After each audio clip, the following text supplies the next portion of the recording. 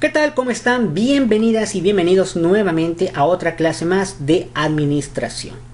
Primeramente vamos a ver clase, posteriormente vamos a revisar algunos trabajos y simplemente avisos finales, ¿no?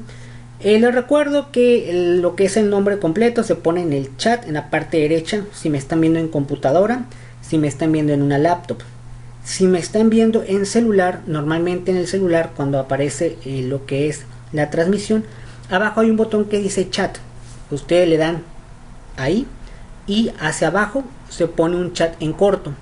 Y ahí ustedes pueden escribir su nombre completo y la palabra presente. Esto con la finalidad de tener la asistencia. La de WhatsApp es para cuestiones de la escuela. También les recuerdo que en dado caso que llegan a tener algún problema o no tengan en este momento celular tal vez, pueden verlo también por la televisión. En un Smart ponen obviamente el nombre del título de la transmisión y también lo pueden ver. Bueno, vamos a comenzar. Sigue siendo el mismo libro, vamos a utilizar el mismo libro y comenzamos. El tema es aspectos históricos de la administración. Seguimos viendo un poco de historia todavía y este es un pequeño cuadro ya resumido también, que dice cronología de la evolución de la administración en diferentes culturas. Empezamos más o menos con los sumerios también. Ellos establecieron registros escritos para uso comercial y gubernamental, y ese aporte fue significativo más adelante para la administración. Después los egipcios, que ya hemos hablado de ellos, practicaban inventarios, llevaban diarios, ventas e impuestos, es decir, ya cosas que hoy en día todavía se siguen manejando. Desarrollaron una elaborada burocracia para la agricultura y la construcción a gran escala. Ya vimos el ejemplo de que, bueno, construyeron en su momento pues unos bastantes, vamos a llamarlos edificios para su época, pero bueno, sin saber tanto conocimiento como ahora, ¿no? Y también pues el tiempo de los administradores ya usaban proyecciones y planeación. Estos como que calculaban las cosas, cuánto les iba a costar, cómo iban a terminar, los tiempos. Pasa el tiempo, igual sin entrar en cuestiones religiosas, la época de los hebreos. Aplicaron el principio de excepción y la departamentalización. Significa que en aquella época ya empezaban así como que este departamento va a ser el que hace esto, ustedes van a hacer esto. Y bueno, ya les había comentado que en las películas, de hecho hay una película que se llama Los 10 Mandamientos, no es necesario que la vean ni nada por el estilo, pero menciona más o menos cómo se organizaban en grupos para ir de un lugar a otro. Al final de cuentas era administración también. Después los babilónicos reforzaron leyes para la conducción de los negocios, incluyendo estándares, salarios y obligaciones de los contratistas. Igual aportaron cosas para la administración, en el cual ya hacían hasta negocios. Claro, en su momento a lo mejor se llamaba con otro nombre. Luego pasó la época, en lo que es la época de China, y estableció en la constitución de Zhou y Confucio, sentó las primeras bases para un buen gobierno, es decir, dio ideas, nuevas opiniones, que hoy en día muchas cosas pues se siguen utilizando. Después llegaron los griegos, en la cual les había dicho que pues está uno que se llama Sócrates, que yo creo que muchos de ustedes lo conocen, ¿no? Ya salieron la ética del trabajo, es decir, hay que hacer las cosas bien en los trabajos, no hacer malas cosas. Si algo no entiendo, es decir, no logro entender, me lo pueden explicar y pues hacer lo mejor posible con su trabajo. Época de romanos, desarrollaron sistemas de fabricación de armamento, cerámica y textiles y construyeron carreteras y organizaron empresas de bodegas. Utilizaron el trabajo especializado, formaban los gremios, emplearon una estructura de organización autoritaria basada en funciones. Los romanos, igual, sin cuestiones religiosas, como las películas que ustedes vieron, ¿no? En la cual pues sabían cómo cobrar a las personas, tenían su seguridad, hacían imperios más grandes, tanto instalaciones como hacer más gobierno, ¿no? Igual, sin entrar en cuestiones religiosas, pues la Iglesia Católica no deja de ser también una administración, estructura jerárquica descentralizada con control estratégico y políticas centralizadas. Igual es como una empresa en la cual pues tiene ciertas personas que hacen esto, en cierto lugar se va a hacer esto, igual es como una empresa. Y los venecianos significa personas que vivían en Venecia, en Italia, establecieron un marco legal para el comercio y los negocios. Entonces en este cuadro son algunas civilizaciones importantes de esa época. La siguiente actividad que tienen que hacer es esta, obviamente la voy a poner en Classroom de todas formas. Vamos a leerla y la vamos a explicar. Dice, en equipo, obviamente en este caso no la van a hacer en equipo, cada quien la va a hacer en la comodidad de su casa. Con base en el cuadro sobre aspectos históricos de la administración, investiga de manera más amplia las características del desarrollo histórico de la administración de una de las épocas, la antigua, la medieval, la moderna y la contemporánea. Y bueno, ¿qué tienes que poner? El periodo, es decir, la época en la cual la época antigua existió. Van a poner aquí el número, en los años, en la época. Aquí los autores. Autores se refiere a personajes importantes de la época antigua. Los que ustedes investiguen los ponen aquí. Medieval, su periodo, igual autores importantes. La época moderna, periodo y autores importantes. La contemporánea, periodo, autores importantes y sus aportaciones más importantes. Y este es el cuadro que tendrían que hacer de trabajo. Posteriormente vamos a hablar aportaciones de los filósofos a la administración. Vamos a hablar de Platón. Si ustedes no conocen a Platón, se los presento, está en la parte derecha, esta es su fotografía, posó para la foto, y vamos a ver de qué hablaba Platón. Con respecto a la administración, muchos de ustedes a lo mejor tuvieron ya clases de filosofía y saben que Platón era filósofo y pensaba muchas cosas, razonaba muchas cosas sobre las cuestiones de la vida. Pero bueno, él también sobresalió en otras cosas, en este caso sobresalió en administración. Vamos a ver qué nos dice este gran filósofo Platón. Bueno, nacido en un seno de una familia de aristocrática, significa que pues era de dinero, era un junior aquí Platón, y abandonó su vocación política por la filosofía, atraído por Sócrates, su compadre. Siguió a este durante 20 años y se enfrentó abiertamente a los sofistas. Tras la muerte de Sócrates, se apartó completamente de la política y no obstante los temas políticos ocuparon siempre un lugar central en su pensamiento y llegó a concebir un modelo ideal del Estado. Platón en la República, esa parte de la República es un libro, él publicaba también libros, pero en ese libro decía lo siguiente, describe cómo el origen de la ciudad está forzosamente relacionado a la economía. En primer lugar, Platón expone que una persona sola, aislada, no basta a sí misma para satisfacer sus necesidades básicas. Para Platón, las necesidades básicas de la economía son la alimentación, la vivienda, la vestimenta y el calzado. En su opinión, quien pudiera satisfacer estas necesidades por sí mismo sería Dios. En aquella época Platón pensaba esto. Es decir, si una persona podía y tenía para comer, tenía ropa, tenía al menos una casa donde vivir, pues vestía ropa, zapatos, era lo básico de la economía, e incluso su pensamiento filosófico decía eres como un dios, ¿no? Obviamente hoy en día sigue casi existiendo lo mismo, solamente que obviamente todas las personas que tenemos estas necesidades no somos dioses, pero bueno, casi le atinaba a Platón, ¿no? Después Platón decía lo siguiente, el mercado surge porque las personas no pueden abastecerse por sí mismas de todos los bienes que necesitan. Y ya que nadie es capaz de satisfacer esas necesidades por sí mismo, surge la ciudad. Bueno, pues él decía, al final de cuentas todos vamos a ocupar de todos, porque no todos podemos conseguir ciertos materiales, ingredientes, cosas para llevar una vida pues común. Y bueno, pues obviamente tiene razón, ¿no? Después, obviamente, Platón dice, de acuerdo con la ciudad, surge la división del trabajo, uno de los aspectos centrales de la economía, donde cada persona hace algo que luego lo intercambia con otros.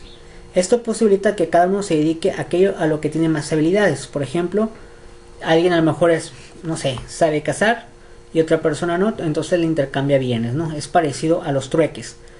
Posteriormente pasa un poquito de tiempo.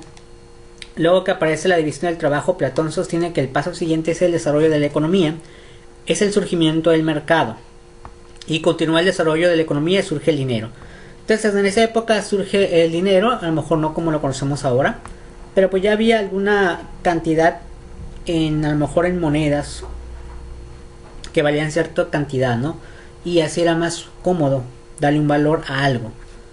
Luego, con el surgimiento del mercado en la economía aparece el precio de los bienes, el que según Platón debía expresar el trabajo, incorporado en la producción de esa mercancía más una pequeña ganancia. De acuerdo al planteamiento de Platón, el dinero es una invención humana que debe estar orientada a fin para que fue creado, es decir, al intercambiar para necesidades. Platón además sostiene que para ser feliz debe ser virtuoso y que en la riqueza la virtud se encuentra en la moderación. Platón no considera que el mercado tuviera la capacidad de autorregularse, por lo que proponía controlar la moneda y no permitir el cobro de intereses por el dinero. Para Platón, la acumulación de dinero es negativa y producir más dinero con el dinero es antinatural. Platón sostiene en la República que una vez satisfecho todas las necesidades básicas en la ciudad, surgen las necesidades excedentarias. Para satisfacer las necesidades se accede al comercio exterior, luego por conflictos de intereses se lleva a la guerra. Y Platón decía que un país no puede ser rico sin haber recurrido a la experiencia bélica. Entonces, pues prácticamente Platón comentaba que para él un país rico, realmente rico, sí debería haber tenido algo de guerras, ¿no? Entonces, ya para terminar, esta actividad que tienen que hacer es la siguiente.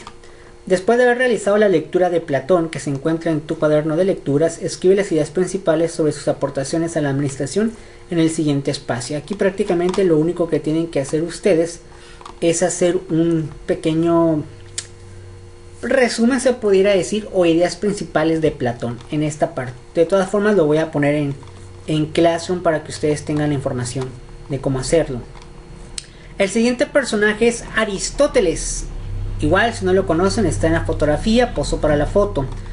Aristóteles igual era un filósofo y pues era más o menos en la época de Grecia, donde había muchos filósofos, ¿no? Prácticamente el primer párrafo te habla un poquito sobre la descendencia, pero vamos a ir a lo que nos importa un poquito más, ¿no? Por lo siguiente, el señor Aristóteles se hizo famoso dentro de la administración. Lo que van a escuchar es algo extraño, pero bueno, solo por eso se hizo famoso. El ser se define como lo que puede existir o existe. Lo que puede existir pero aún no existe se llama ser posible, y lo que existe se llama ser real. Así, por ejemplo, el huevo, que tiene todas las condiciones apropiadas y las circunstancias favorables para originar un pollo, es un pollo posible. El pollo originado es un pollo real, en consecuencia el posible es posible, pero todavía no es real. Es real cuando pasa de la mera posibilidad a la realidad, según Aristóteles. Nada hay en el entendimiento que no se haya dado antes en los sentidos. En otras palabras, la experiencia sensible es la única fuente original del conocimiento, y la teoría sobre la ética de Aristóteles tomó un punto de partida en la siguiente afirmación: el fin último del hombre es la felicidad. Bueno, por esto que dijo Aristóteles se volvió famoso, porque él decía que algo puede ser posible, pero mientras no sea posible, pues no puede ser real. Pone el ejemplo de un huevo. Yo creo que muchos de ustedes han visto un huevo, pero si van, por ejemplo, a un rancho, muchos de los huevos pues crecen los pollos, ¿no? O las gallinas. Entonces hay la posibilidad de que este huevo sea un huevo normal para comer, o que lo dejen producirse y obviamente van a ser un pollo o una gallina, ¿no? Pero mientras que no esté realmente físicamente la gallina o el pollo, pues no puede ser real. También menciona lo siguiente en un libro que llamó La Política. Menciona que para él existen 3 formas de gobierno nada más, y también se dividen en poderes: ejecutivo, legislativo y judicial. ¿Cuáles son estos poderes? La monarquía, gobierno de uno solo, es decir, como un rey, que todavía algunos países tienen reyes, pero ya no tanto como que él sea el único que manda. La aristocracia, es decir, personas con dinero pueden gobernar, y la democracia, que es normalmente la mayoría de las cosas que pasan hoy en día en los países, que es gobierno del pueblo, es decir, la gente pues vota y lo que gane la mayoría, sea bueno o malo, eso es lo que gana, ¿no? La siguiente persona se llama Santo Tomás de Aquino. Aquí está su fotografía de esta persona. El primer párrafo habla un poquito sobre la parte educativa, donde nació, todo eso, ¿no? Lo que importa es más que nada lo demás. De todas formas, una leída ahí ustedes, nomás para que sepan más o menos qué él hacía antes de hacerse medio famoso, ¿no? Y el principal escolástico fue Santo Tomás de Aquino, quien al igual que los demás centró sus esfuerzos en la discusión de la propiedad privada y en la discusión de los conceptos del precio justo y la usura. Aquí habrá de mencionarse la gran influencia del pensamiento aristotélico, pero más que nada es interesante ver cómo se inicia una carrera por reconciliar las doctrinas de la religión, con los que cada vez más acelerados adelantos y transformaciones socioeconómicas de la época. Entonces él de alguna manera decía que la propiedad privada no era muy buena, que digamos, y la usura se refiere a gente que quiere cobrar más por hacer las cosas. Aquino se encuentra con el gran trabajo de ajustar los textos bíblicos a la enseñanza de Aristóteles, ya que estos te ordenan, ya que estos te condenan la propiedad privada, la riqueza y como no la ganancia económica, dado que la propiedad comunal era el estilo de la vida de Jesús y sus apóstoles, lo cual respaldaba la idea de la ley natural. Fue entonces cuando Santo Tomás argumentó que la propiedad privada no es contraria a la ley natural, anulando bajo las supuestas de esta toda la propiedad es de carácter comunal, y bien encaró el dilema diciendo que la propiedad privada era un añadido como la ropa al desnudo, y que por tanto se inclinaba por sí el bien del hombre. Aquí había una discusión un poquito sobre la propiedad privada. Para aquellos que más o menos quieren preguntar qué es una propiedad privada, es que las personas puedan comprar algo que sea suyo. Por ejemplo, muchos de ustedes viven en alguna casa que es propiedad privada, es decir, la compraron en su momento y es de ustedes, y ya ustedes saben lo que hacen en esa casa. Pero hace muchos años no era así. Había mucha gente viviendo en un solo lugar, era más comunal. Después desaprobó la regulación de la propiedad por parte del Estado y aceptó que podía ser una división desigual de la distribución, pero en otra parte abogaba por el profundo compromiso religioso de la Iglesia, el cual necesitaba de mucha dedicación, por lo cual lo ideal para el clero era conseguir las ideas de Platón respecto a la propiedad comunal. En lo correspondiente al precio de los bienes, los aspectos éticos como la justicia y la equidad eran los ejes de la discusión más que los aspectos monetarios que hoy evaluamos. Prácticamente, como Santo Tomás también era un poquito cuestión religioso, para él era importante la religión y que se mantuviera, ¿no? Al igual que Aristóteles, Santo Tomás asumió la diferencia entre necesidad y deseo como un punto de partida. Sin embargo, trató de suavizar los conceptos que se tenía sobre el dinero, ya que él decía que cuando el intercambio se realiza en el mercado para satisfacer necesidades, esto no era motivo para involucrar elementos éticos, pero cuando expresamente se producía para el mercado anticipando la utilidad, solo era virtuoso si los motivos para estos eran caritativos y los precios a los que se realizaban eran justos. Ahora bien, el precio justo, según él, estaba caracterizado por ser el que cubría los costos del trabajo, pero también puede ser interpretado como el equivalente en términos de utilidad o en términos de costo total de producción. Prácticamente él decía que pues era bueno que cada quien pues vendiera sus cosas, etcétera, pero como que él lo miraba más para ayudar a los demás, no tanto como un negocio. Pero como negocio en esa época pues, se miraba tal vez mal, ¿no? Pero bueno, esa era la idea de Santo Tomás. Esta concepción está estrechamente ligada a la defensa del estatuto social existente, ya que los intereses de la jerarquía feudal no podían aceptar que por medio del mercado hubiese un ascenso de los siervos, es decir, que esta evaluación del precio justo mantenía el conjunto de fuerzas económicas y sociales como estaban, ya que no permitía la acumulación de la misma. Bueno, pues eran ideas que tenían. Obviamente él era más religioso, pues era Santo Tomás, ¿no? Después pasó el tiempo y pues estuvo aquí Nicolás Maquiavelo. No hay exactamente una fotografía como tal, pero bueno, aparentemente era así. Nicolás Maquiavelo. La primera parte son cuestiones de su descendencia, entonces no es tan necesario saberla, pero ya la cuestión de lo que aportó, sí. Él también aportó a la cuestión administrativa, hace muchos años que existió este personaje, e incluso hasta hizo libros, ¿no? ¿Qué cosas mencionó esta persona como para ser importante y como ponerlo como un antecedente histórico de la administración? Dependencia de la aprobación de las masas. Maquiavelo reiteró frecuentemente el tema que la existencia continuada de cualquier gobierno, sea de monarquía o democrático, depende del apoyo de las masas, es decir, la gente. Los principales pueden heredar el poder o pueden usurparlo, pero para ganar un control firme del Estado debe ganar de algún modo la aprobación del pueblo. O sea, prácticamente es importante que lo que el pueblo diga debe de ser. La mayoría, aunque a veces no estés de acuerdo. Algunos conceptos que utilizó fue la palabra cohesión. En este principio indica que la manera más efectiva como un príncipe puede mantener la unidad orgánica es retenido un firme poder sobre sus amigos. Debe observarlos cuidadosamente, sosegarlos a fin de emplearlos con una ventaja. El elemento crucial de la cohesión fue asegurar que el pueblo supiera que puede esperar de su príncipe y a su vez lo que éste puede esperar de ellos. La palabra liderazgo, que actualmente se sigue utilizando en administración y en otras cosas, dice, escribió sobre dos clases de líderes o administradores, el natural y el tipo de cuyas técnicas han sido adquiridas. Pues yo creo que ya se entiende lo natural. Mucha gente es de manera natural, es su forma de ser o de pensar. Es decir, no tiene que no le esfuerza tanto para ser la persona. Muchos de ustedes a lo mejor son muy platicadores y no porque quieran o porque a lo mejor estudiaron para eso, simplemente que se les da muy fácil platicar con cualquier persona. Y también muchos de ustedes a lo mejor sí platican, pero prefieren no tanto porque a lo mejor no son muy buenos platicando. Entonces, el que no es muy bueno posiblemente pueda aprender a ser platicador. Otro ejemplo de lo que es natural, mucha gente luego dice, esta persona aprendió y se le da muy bien tocar un instrumento musical. Y otras personas dicen, no se le da muy bien, pero está ensayando para que se le facilite, ¿no? Ambos pueden hacer lo mismo, ¿no? Pasa el tiempo y pues por ahí menciona, todo lo de liderazgo es todo lo que viene en este párrafo. Luego el derecho a la supervivencia. Dice que todos los organismos gubernamentales, cuestiones religiosas y corporaciones buscan su perpetuación. Un príncipe debe estar a las órdenes a fin de afrontarlos mediante todavía puede ser remediado.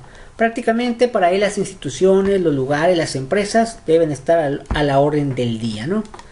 Y otras aportaciones que hizo fue la organización feudal enseñó a los administradores que la delegación de la autoridad no es una abdicación, de que el delegante siempre tiene la autoridad para recuperar lo que ha delegado y que la delegación confería por transmitir autoridad.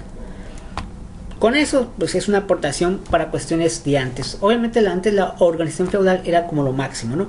Podemos decir que hoy son varias empresas. La contabilidad usada durante esta época ha servido para mejorarla y utilizarla en estos días. Cuestiones numéricas, llevar cuentas, todo ese tipo de información que todavía existe. Los sistemas de control de costos, inventario, almacenaje, línea de montaje ha servido de referencia para actuales organizaciones. Igual sigue valiendo y sigue sirviendo esto. Las participaciones de las utilidades que se iban de dar a los agentes o a las personas que venden. Todavía sigue esto. Y estas son algunas aportaciones que hizo esta persona. Después pasa el tiempo y está Jen Jacques. Ahí está la fotografía, posa para la fotografía, posa para ustedes. Primer párrafo habla sobre cuestiones de su vida personal, pero aquí lo que importa es más la cuestión administrativa. ¿Qué dijo este personaje que es importante dentro de la historia de la administración? Bueno, él dijo lo siguiente: uno de los trabajos más importantes de la época de la Ilustración, a través de su contrato social, hizo surgir una nueva política.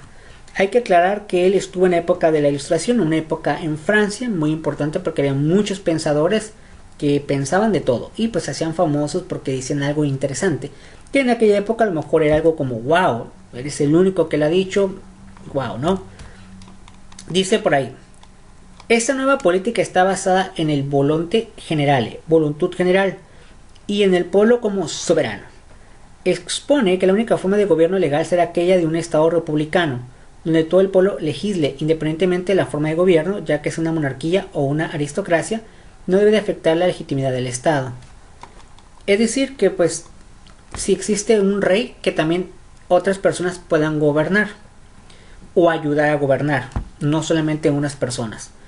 Después pasa el tiempo y dice lo siguiente: en sus estudios políticos y sociales, Rousseau desarrolló un esquema social en el cual el poder recae sobre el pueblo, argumentando que es posible vivir y sobrevivir como conjunto sin necesidad de un último líder que ofrece la autoridad. Es una propuesta que se fundamenta en la libertad natural con la cual Rousseau explica ha nacido el hombre en el contrato social. Rousseau argumenta que el poder que rige a la sociedad es la voluntad general que mira por el bien común de todos los ciudadanos. Este poder solo toma vigencia cuando cada uno de los miembros de una sociedad se une mediante asociación bajo la condición, según expone Rousseau, de que cada uno de nosotros pone en común su persona y todo su poder bajo la suprema dirección de la voluntad general, y cada miembro es considerado como parte indivisible del todo. En pocas palabras, él decía que la gente, las personas ayudan muchísimo a hacer las actividades en una empresa, en un lugar. Es decir, todos somos iguales y todos podemos hacer las cosas y apoyar tal vez a los que son líderes, a los que son jefes, supervisores, etcétera, si lo ponemos en la cuestión administrativa, ¿no? Y bueno, pasa un poco de tiempo y pues menciona algunos datos históricos de este libro que él hizo, en la cual pone lo mismo, ¿no? Prácticamente esto es lo mismo. Pasa el tiempo y llega un hombre, un personaje importante que es Carlos Marx, posiblemente lo han escuchado. Igual el primer párrafo habla un poquito sobre su vida personal, es muy importante, pero bueno, importa más lo que creó o lo que dijo, ¿no? Él que decía referente a la administración: para describir a Marx debemos hacer justicia en que a pesar de lo que se le relaciona, principalmente como en la profesión económica, él fue mucho más que un economista. Se destaca como sociólogo y filósofo y sobre todo revolucionario. título este último que nos hace entender el porqué de su inclinación a promover los cambios en la sociedad que se consideraban necesarios en vez de contentarse con la interpretación y análisis de la realidad. Para esto planteaba que se debe adelantar una revolución de alcances profundos en las bases del orden instituido en lugar de aisladas demostraciones de conformismo que al final no eran de mayor trascendencia. Bueno, en la época de él, pues era un revolucionario, estaba de acuerdo con algunas cosas. Su principal obra fue Das Kapital, pero también es muy recordado por la Comunidad Manifiesto, que escribió junto con Engels, que es otra persona importante. En su obra es obvio que el principal interés es el que mostrar claramente las llamadas leyes de la dinámica del capitalismo, es decir, que planteó un enfoque dinámico del estudio de los cambios dentro de la economía capitalista. Él pues tenía ahí como, tenía como pleitillos con la cuestión de los capitalistas. Algo que mencionó son dos cosas importantes: la fuerza de la producción, que se representa en las técnicas y conocimientos que se aplican para llevar a cabo los procesos productivos, las cuales claramente son dinámicas, y las relaciones de producción, las cuales contienen un elemento estático, ya que se representan en las llamadas reglas de juego, o mejor dicho, en las relaciones sociales y de propiedad. Con estos dos principios en cuestiones administrativas pueden aplicarse hoy en día. Y posteriormente, de las cosas más importantes que dijo, también habló de otras cosas, otros temas más políticos. Después Adam Smith, otro personaje también importante, que desarrolló también un poco la economía, la cuestión administrativa. Y él, en efecto, lo más importante, el primer párrafo habla un poquito de él, no es que no interese, pero no es tan importante. La parte del tercer párrafo es lo que más importa, o lo que más dijo, ¿no?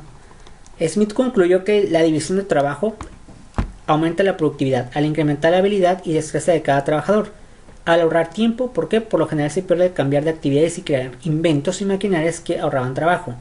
La amplia popularidad actual de la especialización del trabajo se debe sin lugar a duda a las ventajas económicas. Él igual decía, si una persona sabe mucho hacer esto, ponlo a hacer eso. Si una persona sabe hacer mejor esto, ponlo a hacer esto. Las personas deben de estar donde sepan desarrollarse más rápido porque van a hacer un buen trabajo. Después pasa el tiempo y publicó un libro llamado Laissez-faire, y también al final concluyó con estos puntos, ¿no? La filosofía naturalista, el equilibrio natural y el aumento de la productividad, etc. Y darle el valor a los trabajos. Pasa el tiempo y tenemos aquí a David, o David, como le quieran llamar, David Ricardo, que ya prácticamente fue el último de los pensadores que tuvieron algo que ver con la administración. El primer párrafo habla un poquito sobre su vida personal, lo vamos a dejar de lado. Ya para terminar dice: existen ciertos bienes cuyo valor está determinado tan solo por la escasez. Ningún trabajo puede aumentar la cantidad de dichos bienes y por lo tanto su valor no puede ser reducido por una mayor oferta de los mismos. Sin embargo, estos bienes constituyen tan solo una pequeña parte del todo el conjunto de bienes que diariamente se intercambian en el mercado. La mayoría de los bienes que son objeto de deseo se pronuncian mediante el trabajo y pueden ser multiplicados, no solamente en una nación, sino en muchas cosas, ¿no? Casi sin ningún límite determinable si estamos dispuestos a dedicar el trabajo necesario para obtenerlos. David Ricardo fue el economista más maduro de la economía clásica, lo que se refleja en su trabajo más importante, Principios de Economía Política y Tributación. Este es un libro ya enfocado un poquito a la economía, pero que sí se relaciona con la administración. Y ya cuando David Ricardo estaba más bien retirado de sus negocios, sus amigos nuevamente lo indujeron a cambiar de actividad. Esta vez lo convencieron de entrar a la política activa con el fin de educar al Parlamento inglés en materias económicas. David Ricardo aceptó y fue elegido como liberal independiente en 1819. David Ricardo propugnó el Parlamento a fin de los proteccionismos del comercio, puesto como ya lo vimos, ¿no? Según él, contribuía a enriquecer a los terratenientes de los creadores de riqueza. Prácticamente aquí se refería que hay personas que se hacen rico a costa de otros, pero bueno, lo sabía. Y algunos pensamientos o cosas importantes serían estas. Piensa que la economía política debe determinar las leyes que rigen la distribución de la riqueza entre las clases. Debería de que todos fueran parejos, ¿no? El valor de trabajo es superior a lo que el capitalista paga en forma de salario. Es decir, realmente vale mucho la pena los trabajos y las personas como trabajan. Entre mejor trabajes, yo creo que valdría mejor que te paguen más. Después dice: el valor está determinado no solo por el trabajo presente, sino también por el trabajo pasado. Es decir, desde tiempo atrás, lo que haces en una empresa es bueno, te puede ayudar, ¿no? Si eras un buen trabajador, tal vez. Considera el trabajo como mercancía. pues las personas al final son trabajadores, pero es tu forma de ganar dinero, ¿no? Habla de un precio natural del trabajo y un precio de mercado del mismo. El primero está determinado por los medios de subsistencia y el segundo por el crecimiento de la población. Entonces puede haber dos precios, pero al final pues nomás se paga uno, ¿no? Él decía que era por la cuestión de la población, pero hoy en día esta sí no aplicaría. Niega la renta absoluta y habla de la renta diferencial, basada en las diferencias de fertilidad del suelo y en la cercanía o lejanía de mercados. Y ya por último sale John Locke. Igual la primera parte es cuestión familiar, son sus cosas. Pero ya a partir de la segunda y tercer párrafo dice algo interesante. Si no lo conocen, está en la fotografía en la parte derecha. En 1652 se trasladó a Oxford, donde permaneció durante 30 años. Ahí encontró una atmósfera más afín a su precoz inteligencia. El puritano que era deán de la Iglesia de Cristo y también fue nombrado tutor de Locke en la casa. Él nos habla de la división de poderes: legislativo, regirá la política nacional; el ejecutivo, elegido por el legislativo en conjunto, con este darán la cara a la gente; y por último el federativo, que es prácticamente lo que muchos ya habían dicho anteriormente, ¿no? Pero bueno, por eso se hizo famoso. ¿Qué tienen que hacer? La siguiente actividad la vamos a leer y la vamos a explicar. Dice: después de llevar a cabo la lectura sobre aportaciones de los filósofos de la administración, complementa la información que se te solicita en el cuadro. Simplemente hagan un repaso de lectura de los personajes que vimos y en este cuadro pongan lo siguiente: todos los personajes tienen que venir. Todos los que vimos el día de hoy: Aristóteles, Santo Tomás de Aquino, James Jack, Russell, Adam Smith, por ahí falta David Ricardo, faltan varios, Carlos Marx, etc. Los pones aquí los personajes. Un poquito de su biografía lo puedes poner aquí. Las obras más importantes, se dice sus libros, el título de sus libros y las ideas principales de los libros. Y aquí, ¿qué relación puede tener con la administración o la aportación principal de la administración? Y pues prácticamente sería todo esto. Y después también hay que hacer estas preguntas. ¿Cómo se hace esto? Muy sencillo. Su principal obra fue La República. ¿Cuál es la respuesta? La respuesta la van a encontrar dentro de este crucigrama. El libro, La política fue escrita por, y ya ponen aquí quién puede haber sido. Y así, la respuesta la tienen prácticamente aquí, pero igual pueden leer nuevamente, poner las respuestas y buscarlas en la sopa de letras. Y pues hasta aquí vamos a terminar. De todas formas, estos trabajos ahorita en Classroom van a aparecer y pues ahí van a estar. Rápidamente, revisión de tareas pasadas. Aquí tenemos un ejemplo de una tarea, por ejemplo, de esta persona. Si alguien presenta la tarea así en el cuaderno, pues también es correcto. Posiblemente ella a lo mejor no tiene computadora y decide hacer sus trabajos en el cuaderno. También está bien que lo hagan así. También, por ejemplo, si lo hacen así, por ejemplo, en este caso en Word, también es correcto. Ella lo pasó a PDF, a lo mejor por la cuestión de que eran imágenes, etcétera. También es correcto hacerlo así como ella lo hizo, las tareas. Muy bien, esta tarea estuvo muy bien, Liliana. Y otro ejemplo de hacer tareas es utilizando las aplicaciones del mismo sistema. Esa es la aplicación de Google, de Word, pero dentro del sistema. Y también es correcto también hacerlo así. Ya sea así, hacerlo en Word o en PDF o hacerlo con foto, es correcto los tres. Muy bien por estas personas que entregaron la información. Recuerden dejar su participación y pues prácticamente hasta aquí la vamos a dejar. Muchísimas gracias y nos vemos hasta la próxima semana con más de la clase. Muchísimas gracias, hasta la próxima.